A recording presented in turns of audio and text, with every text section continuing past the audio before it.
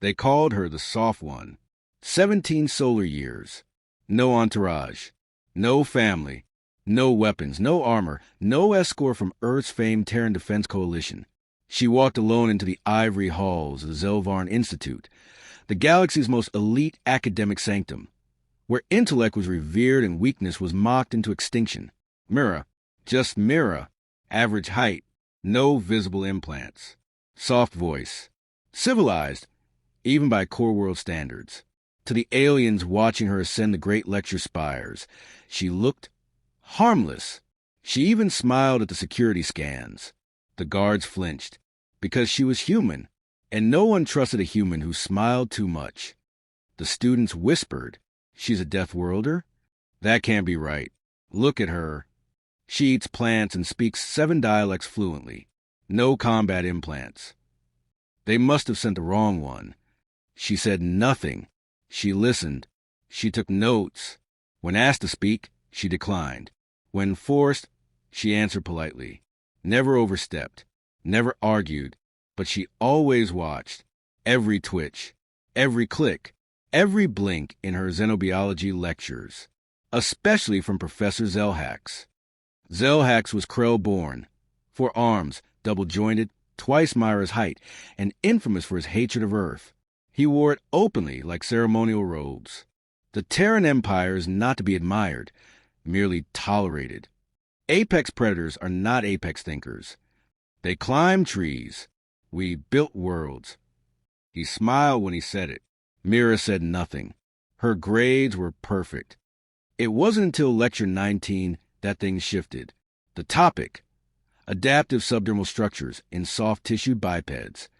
Zelhax gestured to Mira mid-lecture. "Our resident human. Come forward. Assist your professor." She blinked once, closed her data slate, stood. A few students leaned forward, finally interested. "Remove your outer skin layer. We need a clear view of the epidermis." Mira paused, spoke softly. "That would be inappropriate, Professor." Laughter from the upper tiers. Zelhax's tone sharpened. "You are not here to dictate what is appropriate. Human, step forward, or I'll—" He reached for her wrist, faster than thought. Not a blur. No warning. One arm moved. A flick. A pop. A crack like thunder crossed stone. Zelhax howled. The room froze. His upper left arm, the dominant one, bent the wrong way at the elbow. The bone pierced chitin. Blue blood poured onto the floor. Mira hadn't stood. She hadn't even shifted her weight. She let go of his wrist gently. "That's the radius," she said quietly. "Yours is longer than ours. Still snaps the same." Silence. A Vrac student vomited in the back row.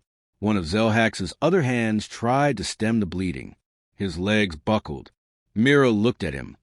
Not with rage, not with fear, but with the calm disappointment of someone who had warned the fire not to touch her fingers. Security stormed the room. Weapons raised. Mira didn't flinch. Footage reviewed. 37 angles. In every one, Zelhax initiated contact. In every one, Mira moved once. Self-defense. Lethal force not used. No criminal charge. Zelhax was taken to trauma stitchers. Mira was asked if she needed psychological counseling. She declined. "You can't provoke a Deathworlder," she told the counselor. "You can only test how far they let you pretend you're safe." That night, the footage leaked. 12 billion views across 3 systems. Silence forums. Censored news feeds. Private shares kept alive. It had no title. Just 4 words in Galactic Standard. She didn't even stand. The security review cleared her. The footage spread galaxy-wide. And by the next morning, Myra's desk sat alone. No students dared sit near her. Not the Ligrations with venomous breath. Not the Krell-born with triple-spine limbs. Not even the Varnari, who were trained from birth to break bones with song. She didn't notice. Or at least she pretended not to. She arrived early, sat quietly, took notes, answered when spoken to. Her uniform was always neat. Her slate always clean. Her expression unreadable. But the atmosphere of Zelvarn Institute had changed, and everyone felt it. Professor Zelhax did not return. Rumor said his arm was replaced with a pressure-hardened synthetic. Others whispered his nerve fibers rejected the implant. None of it mattered, because Mira had become a story. A quiet one. The kind shared in hushed voices in diplomatic halls and elite genetics labs. Don't provoke the Deathworlder girl. She doesn't escalate. She ends things. Administrative meetings erupted. Some wanted her expelled. Others demanded species-based interaction protocols be rewritten. One proposed assigning Mira a constant psych watcher. That was laughed off until the watcher assigned resigned after 2 hours, citing emotional dissonance in the subject's passive responses. Translation? She didn't blink when I tried to intimidate her. She just looked at me like I was already dead. The Institute offered her a personal security detail. She declined. She didn't need protection. And she didn't want surveillance. I'm a student, she told the dean. I'm here to learn. The galaxy sent its best. I'm still waiting to see it. That statement went viral. Again, students began analyzing her responses in forums. Why hadn't she fought earlier? Why didn't she retaliate beyond that one break? Was she trained to snap bones that fast? Some assumed military upbringing. Others suspected cybernetic augmentation. Earth said nothing. There was no official Terran statement, no diplomatic apology, no press conference, because Mira didn't represent Earth. She was just a girl who had applied, scored high enough, and got in. Everything else was the galaxy's projection. The most prestigious xenopsychology professor, Urin Jack, gave a lecture titled Human Stoicism and Threat Dynamics, Case Study Mira. He compared her to ancient predator tactics, apex species that didn't posture, didn't flash colors, didn't roar. They only move when it's over. Mira attended the lecture, sat in the front row, said nothing. Afterward, she was asked by Urin Jack if the analysis was fair. She replied, "You compared me to predators. You forgot I'm also prey that survived Earth." Enrollment in Myra's advanced classes surged. Students didn't speak to her, but they watched. Every note she took, every question she asked, every pause between her words. Some copied her posture, others her breathing tempo. And without asking for it, without trying, Mira became the gravitational center of the campus. One evening, in the physics courtyard, a brawl broke out. 2 of our Nari upperclassmen shoved a XREL translator over a disputed exam. No one intervened, except Mira. She didn't raise her voice. She didn't step in. She simply asked a question from her seat on the bench. Is this what excellence looks like on your world? They froze. The XREL stood up. The fight ended. The incident spread. She stops fights with questions now. Another viral phrase. Another piece of the myth. Administrators argued again. She's manipulating perception. She's undermining discipline. She's not even trying to integrate. But the students loved her, even the ones who feared her, because Mira never claimed to be better. She just never pretended to be lesser. Professors began dropping out of her seminars, not because she embarrassed them, but because they started doubting their curriculum. Her questions weren't aggressive. They were precise. And when she spoke, it wasn't a debate. It was to remind. At one seminar, Professor Kelt tried challenging her. Humanity's technological growth only surged after alien contact. Shouldn't you be grateful? Mira looked up from her notes. You gave us the map. We were already building rockets. You just sped up the moment we reached you. And then what happened? We saw who you really were. No one replied. Rumors spread that the dean himself petitioned Earth to recall her. No answer, because Earth wasn't watching. They didn't need to. Mira didn't represent a faction.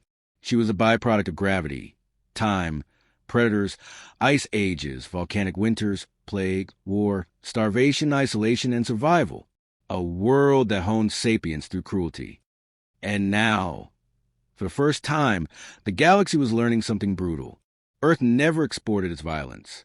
It exported its restraint. It started with one resignation, then another, then 7 in a week. Professors, tenure-bound and decorated, stepping down without explanation. The official report said academic reassignment, research focus, personal health. The truth? They were afraid, not of violence, of irrelevance. Mira never corrected anyone, never raised her voice, never contradicted a single lecture directly, but she asked questions, sharp ones, precise ones. If the neurobiology of fear is uniform across species, why do only some act cruel when frightened? You say emotional intelligence is a higher function. What do you call surviving your own extinction 6 times? If the Terran brain is inefficient, why do your machines borrow its architecture? The questions didn't humiliate. They unraveled. Word spread to other academies. Invitations came from diplomatic universities, military think tanks, even xenological monasteries. She declined them all. I'm still studying. I haven't learned enough yet. Galactic intellectuals interpreted it as arrogance. But the Zelvarn students, who sat near her, watched her every day, knew the truth. She meant it. She actually didn't think she was finished learning. That terrified them more than anything. On lecture day 63, the Institute's main auditorium filled to standing room only. The topic, dangerous civilizations and psychological adaptation. The presenter, Professor Venix, broke from script. He opened with a quote. We used to think humans were unstable. Then we realized they were balanced. On a knife's edge, their world never let them step off. Behind him, a single image appeared. Mira, sitting quietly at her desk. The auditorium fell silent. One Varnari student stood up, asked what many feared to say aloud. What if she's not an anomaly? What if she's average for her species? The silence thickened, not with panic, with comprehension. Galactic species had always graded Earth by its weapons, its ships, its casualties, its war records. But now they saw it, the restraint, the tight, clenched patience, the way humans walked into a galaxy that once called them savages, sat down, and learned everything, silently. The Institute's chancellor summoned Mira privately, not to reprimand her, to ask one question. Why don't you ever push back harder? She answered honestly, because I don't have to. You're already learning. You just don't want to admit who taught you. Political pressure mounted to classify Earth as a Category Red cognitive threat, but no motion passed, because no one could find a single treaty violation, no coercion, no psychological warfare, no policy breaches, just a girl who once broke a professor's arm, then went back to taking notes. On lecture day 72, Mira spoke without being called on, first time in months. The topic was the role of cultural mercy in civilized societies. She raised her hand. The room stilled. When called upon, she said, mercy isn't culture. It's decision. Culture just decides who deserves it. The professor nodded once, didn't speak again for the remainder of the hour. Other students began changing, not outwardly, inwardly. They paused before mocking other species. They reread history they thought they knew. They asked themselves privately what they'd do if their planet tried to erase Terra again, not because Mira threatened them, but because she never had to. And when Professor Zelhax returned, cybernetic arm, limping, quiet, he didn't try to reclaim dominance. He asked to speak to class and addressed Mira directly. I was wrong. I mistook patience for passivity and control for weakness. She nodded. That was all. That moment, caught on internal lecture feed, became the most watched academic clip in galactic history. The caption was simple. Some species teach with force. Humans teach by letting you make the first mistake. By lecture day 90, Mira wasn't a mystery anymore. She was a reference point, a gravitational correction. Some students still avoided her, not out of fear, out of reverence. Like you'd avoid touching a live current out of respect for what it could do, but chooses not to. A new course appeared on the Zelvarn Institute roster. Deathworld Psychology and Interspecies Diplomacy. 3 professors co-taught it. One of them was Mira, not because she volunteered, because they asked her, because the galaxy, for the first time, realized it had no framework to explain what humans were, Not in war, not in politics, not in peace, just in presence. She didn't lecture. She assigned readings. She hosted case simulations. She listened more than she spoke. And when she did speak, the students recorded every word, not out of policy, out of need. In one class, a Solari cadet asked, "Why didn't you retaliate beyond the first time?" Mira looked up from her notes. "Because you never asked yourself why I didn't retaliate the first time." Another asked, "Do you regret it? Breaking your professor's arm?" She blinked slowly. "No, I regret that I waited until he touched me to act." The galaxy wasn't just watching her anymore. It was adapting. Ambassadorial training modules now included Earth-specific conflict patterns. AI diplomacy programs rerouted logic trees based on Myra's recorded behavior. A Terran clause was added to interspecies contact law. No physical contact with humans without explicit verbal consent, regardless of context. They named it the Mira Protocol. One by one, old myths about humans collapsed. They're impulsive. No, Mira waited 19 lectures. They overreact. No, she responded once. They're primitive. She read faster than half the class and corrected translation bugs in ancient glyphs no other species had noticed. They crave dominance. She never raised her voice, even when everyone listened. By semester's end, Mira was invited to speak at the Galactic Ethics Council. She declined. "I'm a student. I haven't finished learning." The chair of the council reportedly whispered, "If she hasn't finished, the rest of us are infants." Then, without warning, Mira submitted her withdrawal. No reason given. No destination logged. No final lecture. Just a data pad left on her desk, addressed to no one in particular. The message: "You only need one example to rewrite a rule. I was one." Speculation exploded. Had Earth recalled her? Was she a weapon? A test? A warning? A myth? Earth still said nothing. Years later, students still visit that desk. It hasn't been reassigned. A transparent dome now covers it, like a relic. Some bring offerings. Ink pens, Terran snacks, quotes written in Galactic Standard. One phrase is etched into the floor beneath the chair by unanimous vote of the student council. She didn't stand up, but everything else did. Zelvarn Institute would never be the same. Not because Mira broke a professor's arm, because she never needed to again. And the galaxy learned. You don't measure humanity by what they do. You measure them by what they choose not to.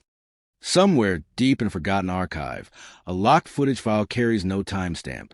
It shows a young girl in uniform, staring at the stars from her dorm window. She whispers, barely audible, "You don't need fear to be remembered, just truth and timing." She smiles once, then the screen fades to black.